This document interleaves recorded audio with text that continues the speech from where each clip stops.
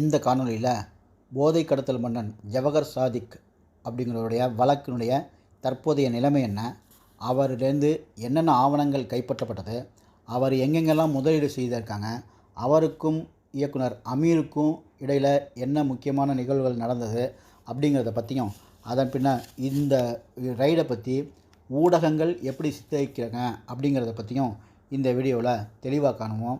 கடைசி வரைக்கும் பாருங்கள், ஸ்கிப் பண்ணாமல் பாருங்கள். எல்லோருக்கும் வணக்கங்க. எப்படி இருக்கீங்க? எல்லோரும் நம்மளுடைய ஜனநாயக கடமையை சரிவர செஞ்சிட்டோம் அப்படின்னு திருப்தியில் நம்ம நிம்மதியாக இருக்கோம். அதே நேரத்தில் ஓட்டு போடாதவங்க பற்றி இவ்வளோ பேர் ஓட்டு போடல, ஏன் ஓட்டு போடல அப்படிங்கிற விஷயங்கள்லாம் பேசிக்கிட்டு யார் அடுத்த பிரைம் மினிஸ்டர் வர போகிறாங்க, நம்ம தொகுதியில் யார் ஜெயிக்கிறாங்க, இந்த விஷயம்லாம் பார்க்குறதுக்கு முன்னாடியே ஒரு முக்கியமான விஷயத்தை நம்ம மறந்துட்டோம். இந்த எலெக்ஷன் அறிகுறியில் ஒரு முக்கியமான விஷயத்தை நம்ம மறந்துட்டோம்.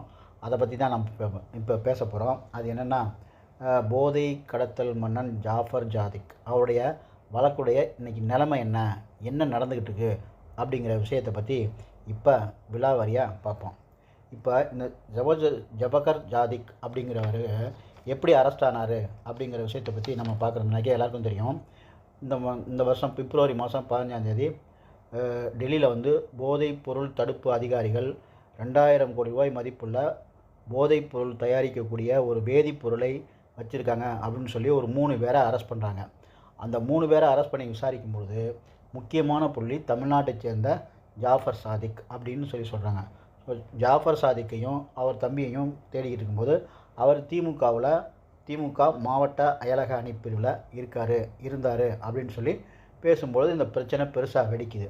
சரிங்க, இவர் எதுக்குங்க இவரை அரெஸ்ட் பண்ணுறாங்க அப்படின்னு சொல்லி கேட்டால், நியூசிலாந்து, ஆஸ்திரேலியா அப்படிங்கிற நாட்டில் வந்து எல்லா நாட்டிலையும் ஹெல்த் மிக்ஸ் அப்படிங்கிற ஒரு பொருளை ஹெல்த் மிக்ஸ் தயாரிக்கிறதுக்கு இந்த ஒரு வேதிப்பொருள் பயன்படுத்தப்படுவதாக சொல்லி அங்கே வந்து விற்கிறாங்க. அப்போ அவங்க பிடிச்சி நம்மளுடைய நாட்டுக்கு சொல்கிறாங்க, இந்த மாதிரி இங்கேருந்து இந்த நபர்கள் வந்து இந்த போதைப்பொருளை இங்கே கடத்துறதுக்கு பார்க்குறாங்க, இதை பற்றி நீங்கள் விசாரிக்கிங்கன்னு சொல்கிறாங்க. ஸோ அதன் அடிப்படையில் தான் பிப்ரவரி 15 3 பேரை வந்து ரைட் பண்ணி அரெஸ்ட் பண்ணுறாங்க. அப்போ தான் நம்ம இங்கே ஜாஃபர் சாதிக் அப்படிங்கிறவருக்கு அவருடைய லிங்க் கிடச்சி அவரை அரெஸ்ட் பண்ணுறாங்க. சரிங்க, இந்த ஜாஃபர் சாதிக்கு வந்து இப்போ என்ன நடந்துகிட்டு இருக்குது, ஜாஃபர் சாதிக் அப்புறம் அரெஸ்ட் பண்ணாங்க, என்ன நடந்துகிட்டு இருக்குது, இது வந்து திமுக சொல்கிறபடியோ அல்லது மற்ற கட்சிகள் சொல்கிறபடியோ ஒரு ஒரு அவரை அடக்கிறதுக்காகவோ இல்லை திமுக மேலே பழிய போகிறதுக்காகவோ அப்படி நடந்ததில்லை. ஏன்னா இந்த ஈடிங்கிறது வந்து இப்போ தொடர்ந்து அவங்களுடைய வெப்சைட்டை பார்த்தீங்கன்னா அவங்க யாரெல்லாம் அரெஸ்ட் பண்ணுறாங்க, எவ்வளவு பொருளை சீஸ் பண்ணுறாங்க அப்படிங்கிற விஷயத்தெல்லாம் அவங்க வந்து ப்ரெஸ் ரிலீஸில் கொடுத்துக்கிட்டே இருக்காங்க. அதில் ஜாஃபர் சாதிக் பற்றி என்ன சொல்லியிருக்காங்க அப்படிங்கிற விஷயத்த நம்ம இந்த வீடியோவில் பார்ப்போம். இப்போ இது மாதிரி அரெஸ்ட் பண்ணி இருக்கும் பொழுது இதை ஒட்டி என்ன பண்ணுறாங்க, இப்போது 2 வாரத்துக்கு முன்னாடியே ராமநாதபுரம் மாவட்ட நடப்பு எம்பியும் இப்போதைய ஏணி சின்னத்தில் நிற்கிறவங்க நவாஸ்கனி அவங்க அலுவலகம் அவங்கெல்லாம் வந்து ரைடு பண்ணுறாங்க. அப்போ அதில் வந்து ஒரு செய்தி நிறுவனம் என்ன சொல்கிறாங்க அப்படின்னா, சிட்டிங் எம்பி நவாஸ்கனி, அதாவது முஸ்லீம் லீக் கட்சியுடைய நவாஸ்கனி வீட்டில் இடி ரைடு பண்ணுறாங்க அப்படின்னு சொல்லி ஒரு செய்தி நிறுவனம் INN அப்படிங்கிற ஒரு செய்தி நிறுவனம் வெளியிடுறாங்க. இதை எப்படி வந்து அதை கொண்டு போகிறாங்க பாருங்களேன். அதுதான் இங்கே வந்து இதை ஒரு எவ்வளவான ஒரு குரூஷியலான விஷயத்தை இப்படியெல்லாம் மாற்றி இந்த பத்திரிகை ஊடகங்கள் இப்படிலாம் பண்ணுறாங்க அப்படிங்கிறதான் இங்கே ஒரு கேள்விக்குறியாக இருக்குது. சரி வாங்க, இப்போது அந்த 13/4/2024 இந்த இடி கொடுத்த அறிக்கை என்னென்னா, அவங்க என்ன பண்ணுறாங்கன்னா 9/4/2024 திருச்சி, மெட்ராஸு, மதுரை அப்படிங்கிற நிறைய இடத்துல ஜாஃபர் சாதிக்கு ஒட்டிய உள்ள அவங்க சுற்றி உள்ள இடங்கள்லாம் ரைட் பண்ணுறாங்க. எப்படி ரைட் பண்ணுறாங்கன்னா, கஸ்டம் டிபார்ட்மெண்ட்டு, NCP அப்படிங்கிற சொல்லக்கூடிய போதைப் பொருள் தடுப்பு பிரிவு இவங்கள கொடுக்கக்கூடிய தகவலை வச்சு இந்த என்ஃபோர்ஸ்மெண்ட் டைரக்டரி அப்படிங்கிற இடி வந்து எல்லா இடத்துலையும் சர்ச் பண்ணுறாங்க. அப்போ என்னென்னலாம் கைப்பற்றினாங்க அப்படிங்கிற விஷயத்த 13/4/2024 அப்படிங்கிற அன்னைக்கு தேதியில் அந்த அறிக்கையை தாக்கல் பண்ணியிருக்காங்க. அந்த அறிக்கையும் நான் உங்களுக்கு இங்கே கொடுக்குறேன். அதில் என்னென்னா, மருத்துவத்துறையில் இங்கே திருச்சி, மதுரை அந்த பக்கத்துலலாம் மருத்துவத்துறையில் 6 கோடி ரூபாய், இதில் வந்து காசு போடுறது இல்லைங்க, 40 கோடி ரூபாய் கேஷாக டிரான்சாக்ஷன் பண்ணியிருக்காங்க அப்படிங்கிறது தான் அவங்களுடைய பணப்பரிவர்த்தனை அப்படின்னு தான் சொல்கிறாங்க.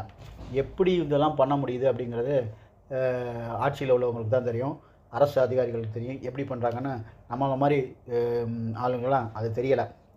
என்னென்னா, மருத்துவத்துறையில் 6 கோடி ரூபாய் பணமாக பரிவர்த்தனை நடந்திருக்கிறது ஆச்சா.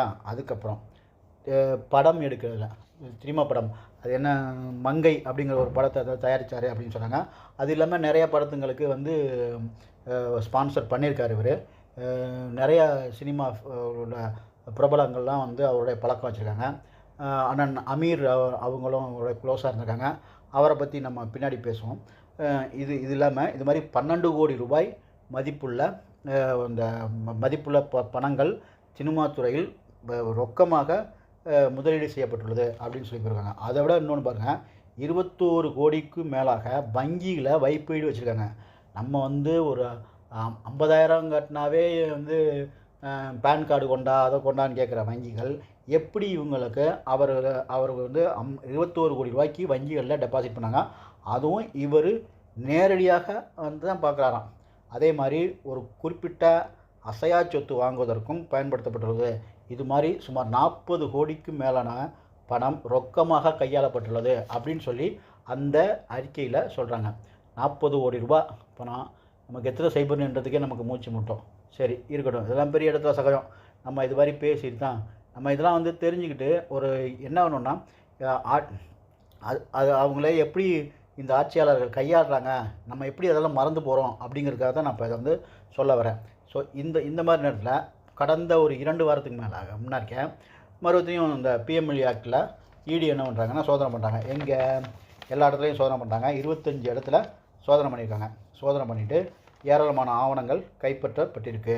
அந்த இடத்துல ஏற்கனவே வந்து இயக்குனர் அமீர் அவர்களாக வந்து இடி வந்து சம்மன் பண்ணி அனுப்பிச்சு விசாரிச்சுட்டு அவர் வந்து பேட்டிலாம் சொல்லியிருக்காரு. ஏன்னா வந்து நியாயமாக நடத்துனாங்க, அதை பண்ணாங்கலாம் சொல்லியிருக்காரு. இப்போ எப்படி மறுபடியும் வகையாக மாட்டிட்டாருன்னா, இடி என்ன பண்ணுறாங்கன்னா, நீங்கள் உங்களுக்கும் ஜாஃபர் சாதிக்குக்கும் உள்ள தொடர்பு என்ன அப்படிங்கிறத எங்களுக்கு நீங்கள் வந்து ஒரு ரிட்டனாக கொடுங்க அப்படின்னு சொல்லி கேட்டிருக்காங்க. இவரும் டைம் வாங்கிட்டு வந்திருக்காரு. ஒரு இதில் பேட்டியில் சொல்லியிருக்காரு, ரம்ஜான் முடிஞ்சோன்னே வந்திருக்கேன் அப்படின்னு சொல்லி சொல்கிறாரு.